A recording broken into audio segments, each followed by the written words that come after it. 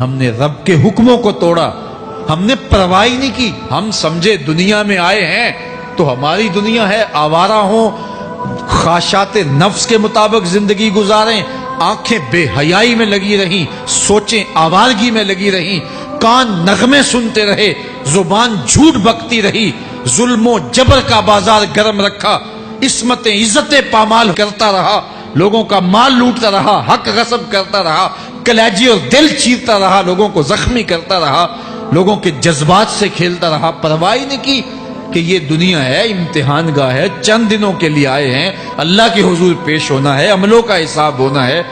اب جب وہ دیکھیں گے کہ ہمارے ساتھ کیا ہونے والا ہے تو ان کے چہرے پہلے بگڑ جائیں گے۔ کیوں؟ وہ گمان کریں گے کہ ان کی ریڑھ کی ہڈی توڑ دی جائے گی، ایسے عذاب آئیں گے جس طرح کسی کی ریڑھ کی ہڈی ٹوٹ جائے تو اس کا چہرہ شگفتہ گلاب تو نہیں ہوتا، اس کا چہرہ جو ہے وہ تو کس قدر مرجھایا ہوا ہوتا ہے۔ تو اللہ ارشاد فرماتا ہے اس طرح ان کے چہرے ہوں گے۔ ابھی عذاب آیا نہیں ہے لیکن چہرے پہلے اترے ہوئے ہوں گے، اور جب عذاب کی بھٹی میں ڈالے جائیں گے، اللہ اکبر، اور وہ سخت عذاب، حضور نے جبریل امین سے پوچھا مجھے جہنم کے عذابوں کا ذکر سناؤ۔ عرض کی حضور سب سے ہلکے عذاب کی کہانی سناتا ہوں، اور وہ یہ کہ جہنمی کے پاؤں میں آگ کا جوتا رکھا جائے گا، باقی پورا بدن اس کا سلامت ہوگا۔ یہ سب سے ہلکے عذاب کی کیفیت ہے۔ اب پاؤں میں آگ کا جوتا ہوگا، حدت، گرمی، شدت اتنی ہوگی کہ دماغ پگھل کے ناک اور کانوں کے راستے سے باہر آ جائے گا۔ پاؤں میں رکھے ہوئے جوتے کی گرمی دماغ کو ایسے چڑھے گی کہ وہ پگھل جائے گا اور ناک اور کانوں کے راستے سے باہر آ جائے گا۔ تو اللہ کے عذاب کے خوف سے چہرے بگڑ جائیں گے، حالت سلامت نہیں رہے گی۔ یہ بات ذہن میں رکھیں کہ اللہ جس کو جہنم میں ڈالے گا اس کو اس صورت میں نہیں ڈالے گا، یہ محمدی صورت ہے، یہ شکل اس کی چھین لی جائے گی اور اس کی شکل بڑی کر دی جائے گی۔ اس کا ایک ایک دانت احد پہاڑ جتنا ہوگا۔ احد پہاڑ کا پھیلاؤ 15 کلومیٹر پہ ہے، 15 کلومیٹر کا ایک دانت، اور 32 دانت کتنے ہوں گے تو منہ کتنا بڑا ہوگا۔ اس کو اتنا بڑا اس لیے کیا جائے گا تاکہ وہ عذاب کی تکلیف زیادہ سہے۔ 70 گز موٹی کھال ہوگی، اور کھال جل جائے گی تو اللہ قرآن میں فرماتا ہے ہم نئی کھال دے دیں گے تاکہ عذاب کی تکلیف اس کو گوارا کرنی پڑے۔ پھر چیخے گا، چلائے گا، ہائے مجھے پانی دو، پانی دو، پیاس کی شدت ہے۔ 70 سال تک تو اس کی کوئی آواز ہی نہیں سنے گا۔ 70 سال کے بعد داروغہ جہنم چیخ کر کہے گا کیا مانگتا ہے؟ وہ بولے گا مجھے پانی چاہیے۔ کہا جائے گا تو بے بھی ملتا ہے پانی۔ پھر داروغہ جہنم اسے پانی دے گا، کوکا کولا کی بوتل دے گا یا پیپسی تھما دے گا یا منرل واٹر کی بوتل دے گا؟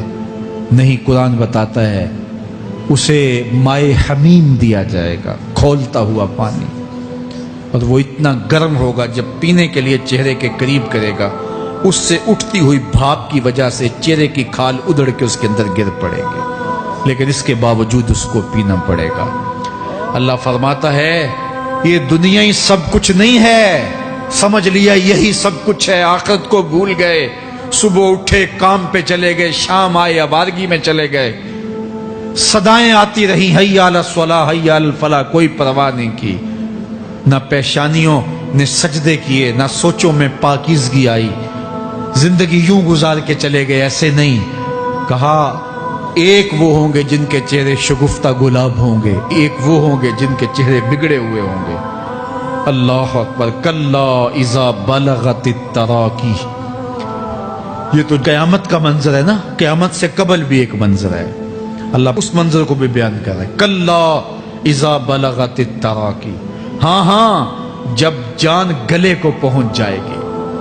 اے انسان تیرے اوپر وہ گھڑی بھی آنے والی ہے، وہ وقت بھی آنے والا ہے جب سانس اس ہنسلی میں اٹک جائے گا، جب سینے سے بھی سانس اوپر چلی گئی، اب ڈاکٹر بھی لا علاج قرار دے رہے ہیں کہ اب علاج نہیں رہا ہے، جان بس اب نکلنا چاہ رہی ہے، اور کہا جائے گا کوئی جھاڑ پھونک والا بلاؤ۔ اب ڈاکٹروں نے تو جواب دے دیا، اب سانس اٹک گئی گلے میں، چند لمحوں کی مہمان ہے، اب ڈاکٹروں نے کہا اب ہماری جانب سے لا علاج ہو گیا، اب لے جاؤ اس کو گھر یا وینٹیلیٹر پہ ڈال دیتے ہیں اس کو، بس اب ہماری جانب سے کوئی اس کا علاج نہیں ہے. اب گھر والے روتے ہیں، کہتے ہیں کوئی جھاڑ پھونک والا لاؤ، کوئی دم والا لاؤ، شاید وہ کوئی دم کرے تو اس کی جان میں جان آ جائے. ڈاکٹروں نے تو لا علاج قرار دے دیا. وَظَنَّ عَنَّهُ الْفِرَاقِ. اللہ فرماتا ہے یہ تو جھاڑ پھونک والے کو ڈھونڈ رہے ہیں، لیکن جس کی سانس یہاں اٹکی ہے وہ سمجھ گیا ہے اب موت آ گئی ہے. اس کو یقین ہو گیا ہے کہ اب موت کے لمحے آ گئے ہیں، اب میں بچ نہیں پاؤں گا.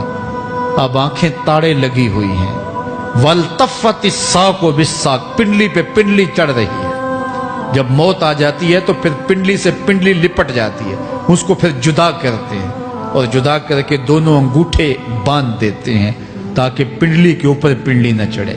اللہ وہ منظر بیان کرتا ہے، صاحب یہ وقت آنے والا ہے جب دونوں انگوٹھے باندھ دیے جائیں گے، جب ناک میں روئی ٹھونس دی جائے گی، جب چٹے لباس میں کفن دیا جائے گا، جب غسال کے سامنے بے بس پڑے ہوں گے، وہ چاہے یہ بازو اٹھائے چاہے یہ بازو اٹھائے، گرم پانی ڈالے یا سرد پانی ڈالے، جب بس پڑے ہوئے ہوں گے جو ہے وہ غسل دینے والوں کے، اور ناک میں روئی ہوگی اور دونوں انگوٹھے آپس میں بندھے ہوں گے. یہ محل، یہ ماڑی، یہ کوٹھیاں، یہ بنگلے جس کو سویر شام لگ کے حلال حرام کی تمیز کیے بغیر بنایا تھا. غوث اعظم رضی اللہ تعالیٰ عنہ بولے مکان بنا رہا ہے، بسیں گے اور حساب تو جا کے دے گا، اور یہ تو ایک رات بھی تجھے اس گھر کے اندر نہیں رکھیں گے کہ چلو ایک رات مہمان رکھ لیں. کہتے ہیں نہیں نہیں، مہمانوں نے بھی جانا ہے تو جلدی کرو، اس کو سپرد کراؤ. وہ تو تیرا لباس بھی پھاڑ کے اتاریں گے، خود غسل دینے کے لیے تیار بھی نہیں ہے. تجھ سے خوف آنے لگا ہے. جاندی واری ڈرونا بنے ہوتے، ہاتھ نہ لاندے ڈر دے، جنہ لئی تو پاپ کمائے اج کتھے نہیں تیرے کر دے. آج تو وہ تیرے ساتھ تجھے غسل دینے کے لیے آمادہ نہیں ہے. وَالْتَفَّتِ السَّاقُ بِالسَّاقِ. جب پنڈلی پہ پنڈلی چڑھنے لگ جائے گی. إِلَىٰ رَبِّكَ يَوْمَئِذٍ الْمَسَاقُ. اس دن تیرے رب کی طرف ہی لوٹ کے جانا ہے. فَلَا صَدَّقَ وَلَا صَلَّىٰ. اس نے نہ تو سچ مانا اور نہ نماز پڑھی. وَلَٰكِنْ كَذَّبَ وَتَوَلَّىٰ. ہاں جھٹلایا اور منہ پھیر کے چل پڑا. ثُمَّ ذَهَبَ إِلَىٰ أَهْلِهِ يَتَمَطَّىٰ. پھر اپنے گھر کو اکڑتا ہوا چلا. اولا لک فاولا ثم اولا لک فاولا. تیری خرابی آ پہنچی، ہاں تیری خرابی آ پہنچی. ایحسب الانسان ان یترک سدی. انسان دنیا میں یہ گمان کرتا ہے اس کو سدا چھوڑ دیا جائے گا. سدا عربی میں ایسے اونٹ کو کہتے ہیں جس کی مہار کسی کے ہاتھ میں نہ ہو. شترے بے مہار، جہاں مرضی جس گھاٹ سے چاہے پانی پیے، جہاں سے مرضی چارہ لے، تو شترے بے مہار کو کہتے ہیں سدا. تو یہ انسان بھی گمان کرتا ہے کہ میں بھی سدا ہوں، مجھے کوئی کیوں پوچھے، میرے جذبات پہ کوئی کیوں قدغن لگائے، مجھے کیوں روکے کوئی. بالخصوص جوانی کے ایام کے اندر جوان کو بڑا ہوتا ہے کہ کوئی مجھے کیوں. وہ تو ماں باپ کے کہنے میں بھی نہیں آنا چاہتا. وہ کہتا ہے کیوں مجھے روکتے ہیں، میری جوانی ہے، میرے جذبات ہیں، مجھے آزادی سے جینے دو، کیوں میرے راستے میں رکاوٹ بنتے ہو، میں سدا ہوں. اللہ فرماتا ہے نہیں، ایک اونٹ تو سدا ہو سکتا ہے، جس کو میں نے اشرف المخلوقات بنایا ہے اس کو تو سدا نہیں چھوڑوں گا، اس کو تو پابند بناؤں گا حکام کا. اب وہ کہتا ہے کہ نہیں نہیں، یہ کیسے دوبارہ اٹھائے جائیں گے. اب دوبارہ وہی بات پھر آ گئی. الم یک نطفۃ من منی یمنا. اللہ فرماتا ہے ایک بوند تھی نا، پانی کا ایک قطرہ تھا جو رحم مادر میں رکھا گیا. ثم کان علقہ، پھر وہ پانی کا قطرہ لوتھڑا بنا. فخلق فسوی، پھر اللہ نے اسے پیدا فرمایا اور پھر ٹھیک ہموار کیا. فجعل منہ الزوجین الذکر والانثی، پھر اس سے وہ جوڑ بنائے، کوئی مرد بنایا کوئی عورت بنائی. کہا اب غور کر، اب تیری آنکھیں دیکھتی ہیں، بجلیاں چمکتی ہیں، تیری زبان کا طوطی بولتا ہے، لوگ اشش کرتے ہیں تیری گفتگو پہ، تیری گفتار پہ صدقے جاتے ہیں، تیرے لہجے کے جمال کو دیکھتے ہیں، تیرے سینے کا زور، تیرے پنجوں کی طاقت، تیری دماغ کی تیزیاں اور تیری سوچوں کے اجالے، تیری زوردار ٹانگیں، تیرے کڑیل بازو اور تیری چوڑی چھاتی اور تیرے گلاب کی پتیوں جیسے ہونٹ، اے انسان یہ سب کچھ کہاں تراشا گیا؟ ماں کے رحم میں، اس تاریکی میں جو 3 پردوں میں تھی، تیرا سر تیرے گھٹنوں میں تھا، اور تیرے رب نے وہاں تیرے اندر نسوانیت یا رجولیت کی صلاحیتیں پیدا کی، تیری آنکھوں میں چمک پیدا کی، تیرے کانوں میں نغمے بکھیرے، تیری زبان کے پٹھوں پہ قوت ذائقہ رکھی، تجھے بولنے کی صلاحیت دی، تیرے پنجوں میں زور رکھا۔ آج تو مفتی شہر ہے، آج تو علامۃ الدہر ہے، آج تو قاضی القضات ہے، آج تو منسٹر ہے، آج تو وزیر اعظم ہے، آج تو پہلوان ہے، آج تو شہزادہ ہے، آج تو بادشاہ ہے، آج تو زوراور ہے، آج تیری طاقت کے کیا کہنے؟ آج شیروں کو تو نچا لیتا ہے، ہاتھیوں کو تو بٹھا لیتا ہے، آج تو بڑا زوراور گھڑ سوار ہے، آج تیری طاقت کے کیا کہنے؟ تو کشتی کرتا ہے، زمانہ دیکھنے آتا ہے، آج تیری طاقت کے شوہرے ہیں، تیری عظمت کے تنتنے ہیں، لیکن انسان تو ایک ناپاک قطرہ تھا اور رحم مادر میں تھا۔ تیرے اندر یہ رنگ کس نے بھرے؟ تیرے کانوں میں نغمے کس نے رکھے؟ تجھے دماغ کی قوتیں کس نے دی؟ زبان کو بولنا کس نے سکھایا؟ آنکھوں میں توانائیاں کس نے رکھی؟ تیری زبان کا طوطی بولتا ہے، یہ سلیقے کس نے دیے؟ پھر اللہ فرمایا، کتنا زوردار بیان ہے، الیس ذالک بقادر علی ان یحیی الموتى، جو ماں کے پیٹ میں ایک نطفے کو ایک خوبصورت انسان بنا سکتا ہے، ہڈیوں کو جوڑ کے دوبارہ انسان نہیں بنا سکتا؟ کیا وہ دوبارہ تجھے کھڑا نہیں کر سکتا اپنے سامنے پیش ہونے کے لیے؟ جس کے حکموں کو تو نے توڑا ہے، جس کے فرامین کا تو نے مذاق اڑایا ہے، کیا وہ اتنا ہی بے بس ہے کہ اپنے حضور تجھے جو ہے وہ کھڑا ہی نہیں کر سکتا ہے؟ جس رب نے تجھے ماں کے شکم میں شکل دی، حضرت شیخ فرید الدین عطار بولتے ہیں، سانے کستی سلاتی می شود، ایسا کاریگر ہے مٹی سے بادشاہ بنا ڈالتا ہے۔ اس نے مٹی سے دارا و سکندر بنائے، اس نے مٹی سے جو ہے وہ رستم و سہراب بنائے، اس نے مٹی سے کیا کیا بنا دیا جو مٹی سے بادشاہ بنا سکتا ہے، جو نطفہ رحم مادر سے جو ہے وہ شکل اور صورت اور رنگ اور جمال بنا دیتا ہے۔